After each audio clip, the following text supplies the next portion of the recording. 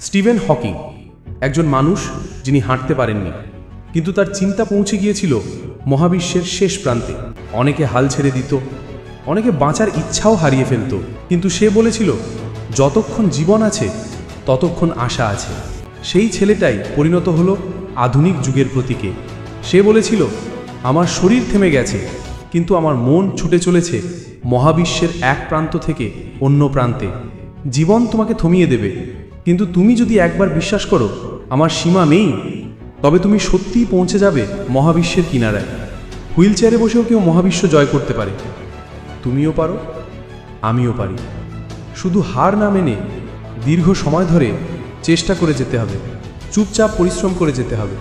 বারবার ব্যর্থ হওয়ার পরও স্টিভেন হকিং হাঁটতে পারেননি, কিন্তু তিনি মানবতাকে এগিয়ে নিয়ে গিয়েছিলেন দূরের এক জগতে।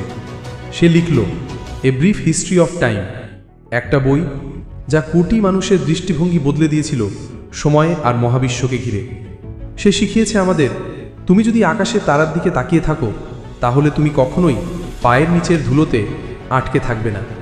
সে হুইল চেয়ারে বসে পুরো পৃথিবীই জয় করেছিল। সে প্রমাণ করে দিয়েছিল শরীর নয়, মনই সবচেয়ে শক্তিশালী অস্ত্র।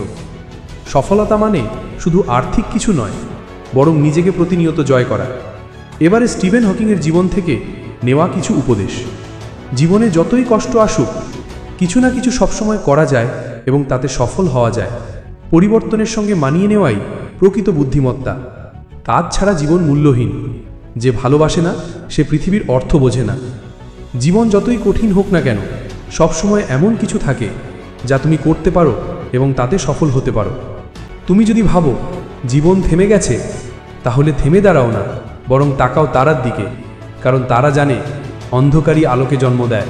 তুমি যদি কখনো মনে করো জীবন থেমে গেছে, তবে স্টিভেন হকিংয়ের দিকে তাকাও, একজন মানুষ যে কথা বলতে পারতো না, হাঁটতে পারতো না, তবুও পুরো পৃথিবীকে নতুন করে ভাবতে শিখিয়ে গেল।